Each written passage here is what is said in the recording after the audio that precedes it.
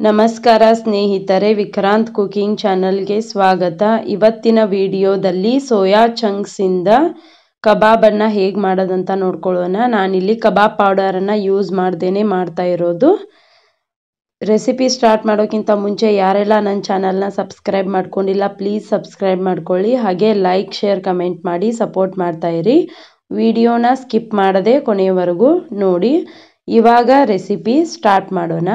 ಮೊದಲಿಗೆ ಒಂದು ಪಾತ್ರೆಯಲ್ಲಿ ನೀರನ್ನು ಹಾಕಿ ಅದನ್ನು ಕಾಯಕ್ಕೆ ಇಟ್ಟಿದ್ದೀನಿ. ನೀರು ಚೆನ್ನಾಗಿ ಕುದಿ ಬಂದ ಮೇಲೆ ನಾನು ಇದಕ್ಕೆ ಸೋಯಾ ಚಂಕ್ಸ್ನ ಹಾಕೊಳ್ತಾ ಇದ್ದೀನಿ. ಇದನ್ನು 1 ರಿಂದ 1.5 ನಿಮಿಷ ಕುದಿಸ್ಕೋಬೇಕು. ಕುದಿಸಿದಾದ್ಮೇಲೆ ಒಂದು 5 ನಿಮಿಷ ಅದನ್ನು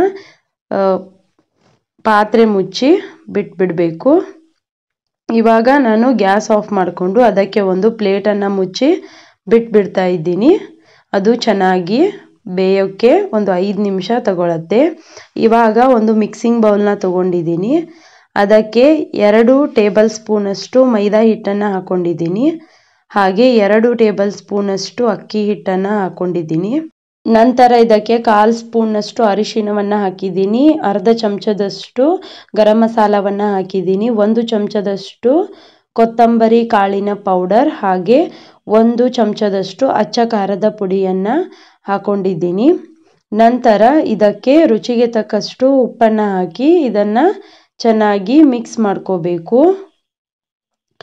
ನಂತರ ಇಲ್ಲಿ ನಾನು ಒಂದು ಸ್ವಲ್ಪನೇ ಮೊಸರನ್ನು ಹಾಕ್ಕೊಂಡು ಅದನ್ನು ಚೆನ್ನಾಗಿ ಗಟ್ಟಿಯಾಗಿ ಕಲಿಸ್ಕೊಳ್ತಾ ಇದ್ದೀನಿ. ನೀವು ಈ ಕನ್ಸಿಸ್ಟೆನ್ಸಿಯಲ್ಲಿ ಕಲಿಸ್ಕೊಂಡ್ರೆ ಸಾಕು. ಇದಕ್ಕೆ ನಾನು ಚಾಟ್ ಮಸಾಲ ಹಾಗೆ ಶುಂಠಿ ಬೆಳ್ಳುಳ್ಳಿ ಪೇಸ್ಟನ್ನು ಹಾಕಿದ್ದು ಮರ್ತಿದ್ದೆ. ನಾನು ಕೊನೆಯಲ್ಲಿ ಆ್ಯಡ್ ಮಾಡಿದ್ದೆ. ನೀವು ಈಗಲೇ ಆ್ಯಡ್ ಮಾಡಿಕೊಂಡು ಅದನ್ನು ಮಿಕ್ಸ್ ಮಾಡ್ಕೊಳ್ಬಹುದು. ನಾನು ಇವಾಗ ಕುದಿಸಿರೋ ಸೋಯಾ ಚಂಕ್ಸ್ನ ಒಂದು ಪಾತ್ರೆಗೆ ಸೋಸ್ಕೊಳ್ತಾ ಇದ್ದೀನಿ. ಹಾಗೆ ಅದನ್ನು ಒಂದು ಸಲ ತಣ್ಣೀರಿನಲ್ಲಿ ಚೆನ್ನಾಗಿ ತೊಳ್ಕೊಳ್ತಾ ಇದ್ದೀನಿ. ಇವಾಗ ಇದನ್ನು ಕೂಡ ನೀರು ಸೋಸ್ಕೊಂಡು ಅದನ್ನು ಸೋಯಾ ಚಂಕ್ಸ್ನಲ್ಲಿರೋ ನೀರನ್ನು ಹಿಂಡಿ ತೆಗಿಬೇಕು. ತೆಗೆದಾದ್ಮೇಲೆ ನಾವು ರೆಡಿ ಮಾಡಿರೋ ಮಿಕ್ಸರ್ನಲ್ಲಿ ಹಾಕಿ ಅದನ್ನು ಚೆನ್ನಾಗಿ ಮಿಕ್ಸ್ ಮಾಡಿಕೊಂಡ್ರೆ ಆಯಿತು. ಇವಾಗ ಇದು ಕೂಡ ಚೆನ್ನಾಗಿ ಮಿಕ್ಸ್ ಮಾಡ್ಕೊಂಡಿದ್ದು ಆಗಿದೆ. ನಾನು ಹೇಳಿದ್ನಲ್ಲ ಕೊನೆಯಲ್ಲಿ ನಾನು ಜಿಂಜರ್ ಗಾರ್ಲಿಕ್ ಪೇಸ್ಟ್ ಹಾಗೆ ಚಾಟ್ ಮಸಾಲವನ್ನು ಆ್ಯಡ್ ಮಾಡ್ತಾ ಇದ್ದೀನಿ ಅಂತ. ಇವಾಗ ಆ್ಯಡ್ ಮಾಡಿ ಕೂಡ ಅದನ್ನು ಚೆನ್ನಾಗಿ ಮಿಕ್ಸ್ ಮಾಡ್ಕೋತಾ ಇದ್ದೀನಿ.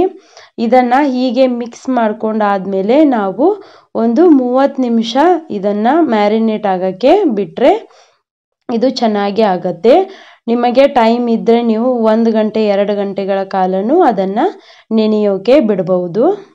ಇಲ್ಲಿ ನಾನು 1 ಗಂಟೆ ಆದಮೇಲೆ ನಿಮಗೆ ತೋರಿಸ್ತಾ ಇರೋದು. ಇದು ಚೆನ್ನಾಗಿ ನೆನೆದಿದೆ. ನಾನಿಲ್ಲಿ ಎಣ್ಣೆಯನ್ನು ಬಿಸಿ ಮಾಡೋಕ್ಕೆ ಇಟ್ಟಿದ್ದೆ. ಇವಾಗ ಮೀಡಿಯಮ್ ಟು ಹೈ ಫ್ಲೇಮ್ನಲ್ಲಿ ಗ್ಯಾಸನ್ನು ಇಟ್ಕೊಂಡು ಒಂದೊಂದಾಗಿ ನಾನು ಸೋಯಾ ಚಂಕ್ಸ್ನ ಬಿಟ್ಕೊಳ್ತಾ ಇದ್ದೀನಿ.